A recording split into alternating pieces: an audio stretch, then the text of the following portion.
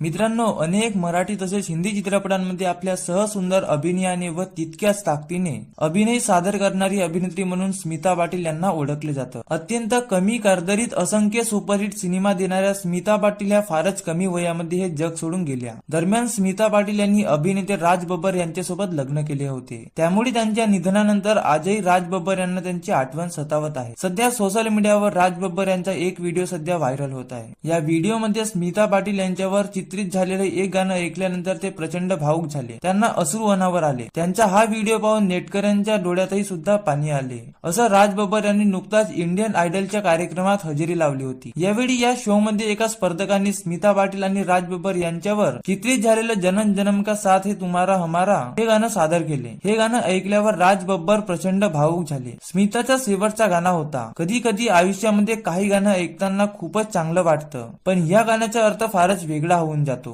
असे आणि त्यांना रडू कोसळलं। दरम्यान राज बब्बर आणि स्मिता पाटील यांचे लव्ह मॅरेज होतं। त्या काळात घरातला विरोध पत्करून त्यांनी लग्न गाठ बांधली होती। त्यांना अभिनेता प्रतीक बब्बर हा एक मुलगा सुद्धा आहे। तर मित्रांनो, तुम्हाला हे मराठी व्हायरल न्यूज कशी वाटली हे आम्हाला कमेंट मध्ये सांगायला विसरू नका। व असेच मराठी व्हायरल न्यूज बघण्यासाठी व्हिडिओला लाईक व चॅनलला सबस्क्राईब नक्की करा।